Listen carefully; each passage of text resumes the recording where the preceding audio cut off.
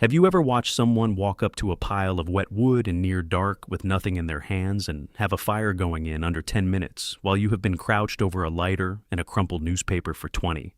I was that guy with the newspaper for years. More campfire failures than I care to count across the Ozarks and the Southwest, and every one of them followed the same pattern: wrong tinder, wrong structure, wrong order of operations.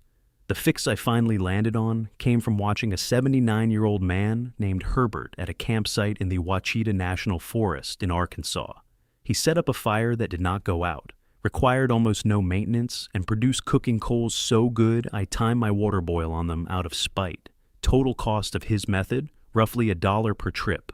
This video is everything he showed me and everything I have since learned about why it works. I ran this method against 3 different fire build approaches over 5 consecutive camping trips in 2 states, timing every fire from spark to full involvement and from coals to boil. 2 trips in the Pisgah National Forest in North Carolina in October shoulder season with genuinely damp wood, the kind you find on the ground after 2 days of rain, where the exterior of every stick is dark and cold. 3 trips in the Four Corners region under dry conditions as a comparison baseline. The results were consistent enough that I have not lit a fire any other way in 4 years.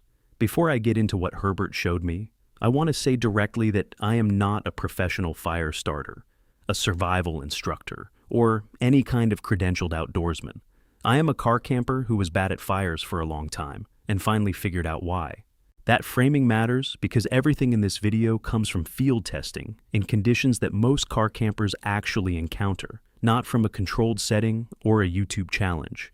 Stick around to the end because I am going to cover the one wood preparation step that Herbert did first on every single trip, and that most people skip entirely. It is the step that makes wet wood catchable, and it has nothing to do with the tinder or the structure. The dollar fix first. Petroleum jelly cotton balls are the fire starter that Herbert pulled out of an old Altoids tin and that I have used ever since. Take a standard cotton ball, work a small amount of petroleum jelly, the same $2 a jar product that has been in medicine cabinets for a century, into the center of the ball without fully saturating the outer fibers. The dry outer fibers catch a spark or a lighter flame. The petroleum jelly feeds the interior combustion, acting as a slow-release fuel that extends the burn time from the 10 to 15 seconds you get with dry cotton alone to 3 to 5 minutes of sustained flame. 3 to 5 minutes is long enough to establish almost any kindling structure in almost any conditions. A standard Altoids tin, about the size of a deck of cards, holds 12 to 15 of these. The entire kit costs under $3 and fits in a shirt pocket. For perspective on cost, a commercial fire starter cube, the kind sold at REI and Bass Pro in boxes of 8 to 12, runs about $10 to $12 per box. If you camp 15 nights a year and use 1 cube per fire, that is roughly $12 to $18 per season in fire starters alone. A jar of petroleum jelly costs under $2 and makes enough fire starters for multiple full camping seasons. The commercial cubes work fine, but you are paying roughly 10 times the cost for the same result.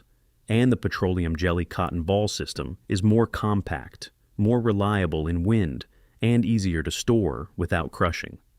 The failure mode is moisture getting into the cotton before you use it. If the outer fibers absorb water, the initial catch is compromised. Herbert kept his tin in a sealed Ziploc bag inside his jacket pocket. Body heat kept them warm. The jacket kept them dry. I now keep mine in a small waterproof container in the fire kit, which itself lives in a sealed bin. I have lit petroleum jelly cotton balls in light rain in western North Carolina without issue. In sustained driving rain, where the cotton itself gets wet before you can light it, the 9-volt battery and steel wool method, which I will cover later, is the backup. Before I get into fire architecture, one thing about wood selection that most people approach backwards. My wife asked me once why I was still reading about fire. She pointed out that humans have been making fire for roughly 100,000 years, and at some point, the information curve must have flattened out. She is correct, but I have spent about 20 years making fires and the curve had not flattened out for me until Herbert. So here we are. You are looking for the right thickness sequence, not the right species. The sequence that works is this: tinder as fine as possible, kindling no thicker than a pencil, which is about 1/4 inch in diameter, secondary fuel about the diameter of your thumb, which is roughly 3/4 of an inch, and main fuel at 2 to 3 inches across, roughly the width of a standard coffee mug. The mistake is going from tinder directly to fuel that is too thick, which is like trying to ignite a log with a match. The flame cannot sustain long enough against that mass to heat the wood to combustion temperature. The sequence does the work. Species is secondary. If you are getting something out of this, I put together a guide called The Camping Bible with the full fire chapter, plus 74 other field-tested hacks across 9 chapters. Campsite selection, sleep, cooking, water, gear, weather, all of it. Link is in the description or scan the QR code on screen right now. For wood processing, the first thing Herbert did at every site was split his fuel immediately on arrival before he did anything else at camp. Split wood has dry interior surfaces even when the exterior is soaked. If you pick up a wet log from the ground and split it down the center, the face of the split wood is dry enough to catch.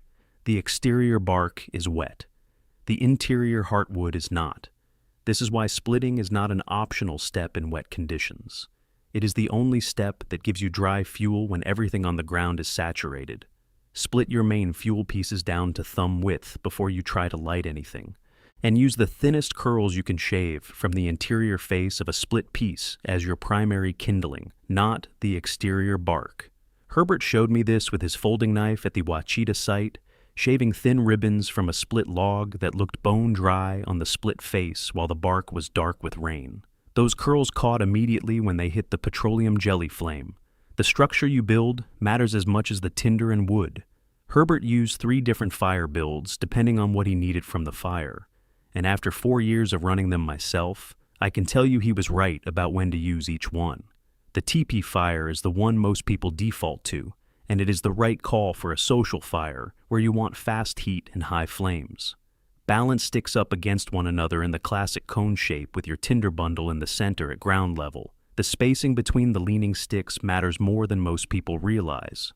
Leave gaps roughly the width of 2 fingers, about 1.5 inches, between each stick around the entire structure. Too close and ventilation is restricted, causing the fire to smother in its own gases before the outer sticks catch. Too far apart, and the structural heat disperses before it can ignite the outer fuel. Light from the bottom. The heat rises through the center immediately, and the flames spread upward fast. The trade-off is that the tinder bundle in the center is somewhat protected by the outer structure, which means if the tinder burns out before the outer sticks catch, the fire can smother itself. A petroleum jelly cotton ball in the center fixes this because it burns long enough to ensure the transition. The teepee fire typically reaches full involvement in about 10 minutes, collapses around 14 to 15 minutes into a manageable pile of coals, and runs about 7.5 minutes to boil 2 cups of water placed directly on the coals. The heat pattern is vertical. Flames go up, heat radiates outward from roughly 2 feet above the base, which is about the height of a standard dining chair seat. If you are sitting around it socially, you feel the heat from mid-chest to face level. Your feet stay cooler. This is the campfire that looks like a campfire, which is part of why people keep building it. It requires more frequent maintenance than the other 2 builds, but that maintenance is simple. Lean more fuel against the collapsing structure as it burns down. In a social setting, having people take turns adding wood is a feature, not a problem. Everyone has a role, and the fire gives the group something to do with their hands while they talk. One failure mode worth knowing. When a teepee fire collapses, the outer logs can roll out of the fire ring if there is nothing stopping them. In a permanent fire ring with a raised metal edge, not an issue. At a primitive site with a rock ring or no ring at all, you need to be watching when that collapse happens.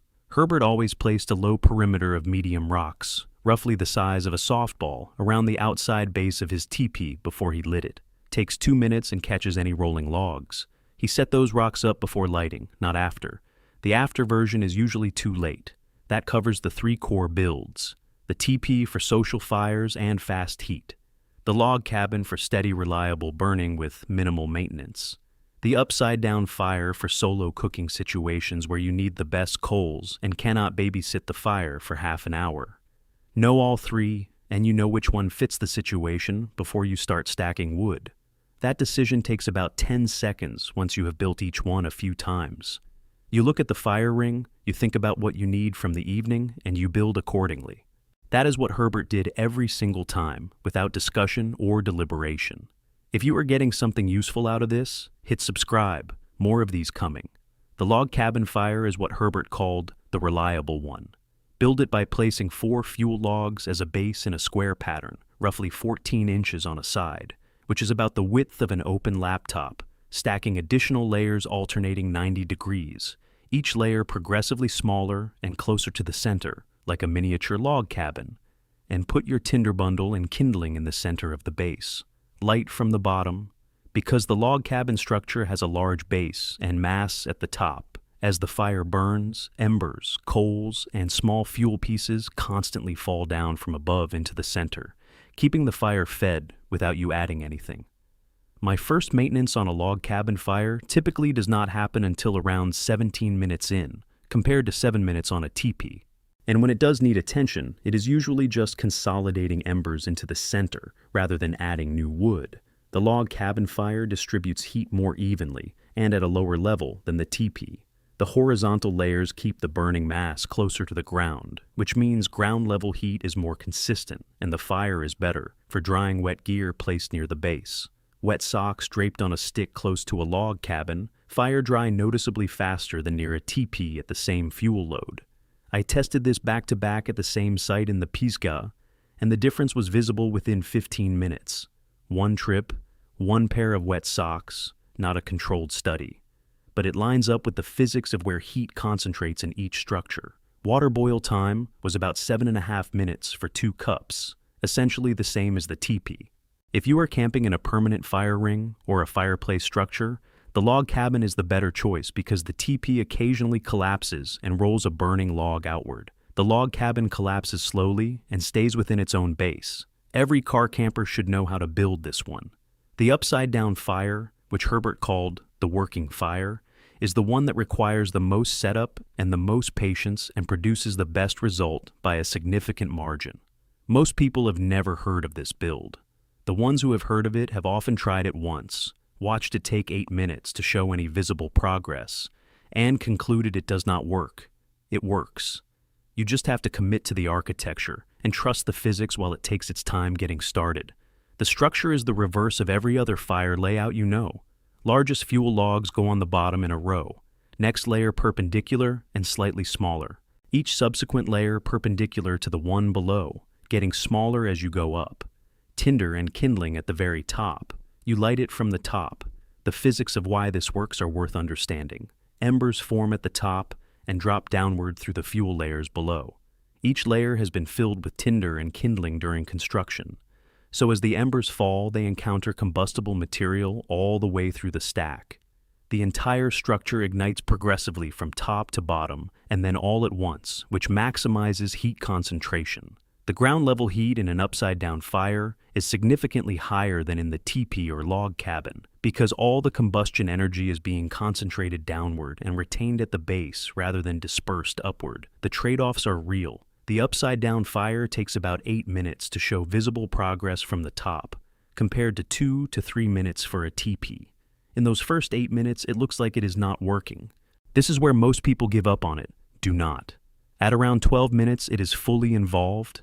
In my timing tests at the Pisgah site and again in the Four Corners, the upside-down fire reached cooking coals at about 26 to 27 minutes, roughly 2 minutes longer than the teepee, but the quality of those coals was substantially higher.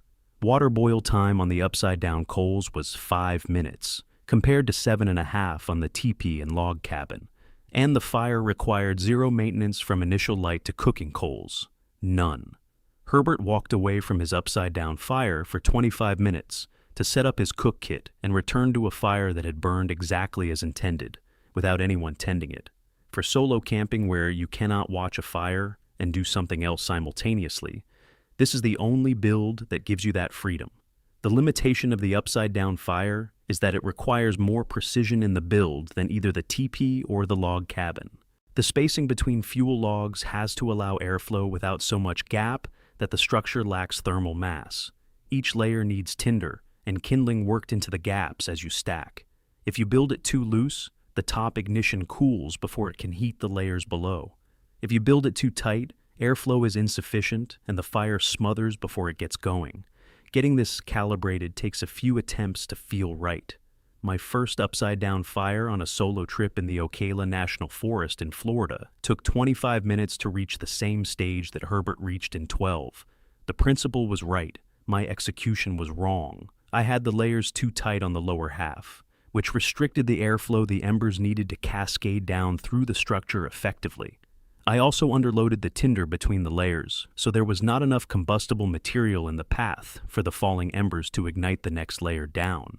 The third attempt produced results that matched what Herbert had built.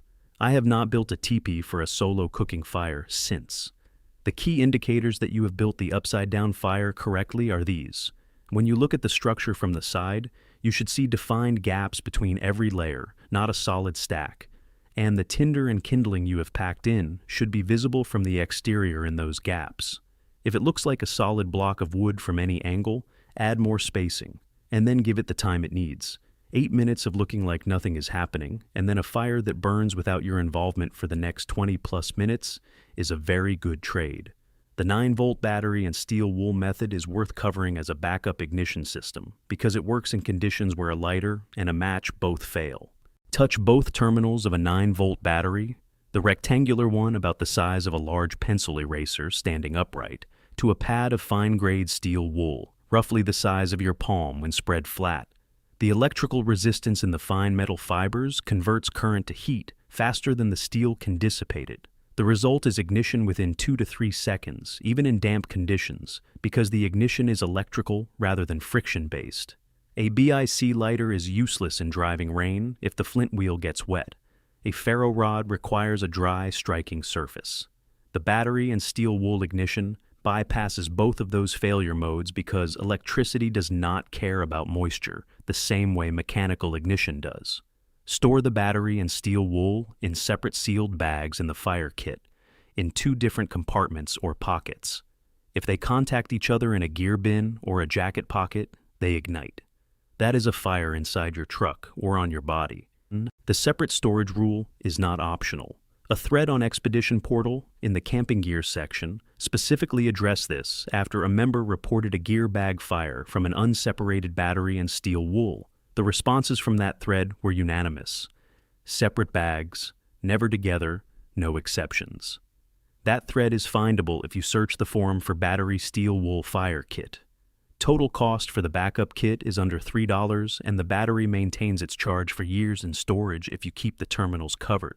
The full fire chapter in the Camping Bible covers all 3 of these builds in detail, including the wet wood preparation sequence Herbert showed me, and a section on reading fire ring conditions to choose the right build before you start. 75 field-tested hacks across 9 chapters, 232 pages.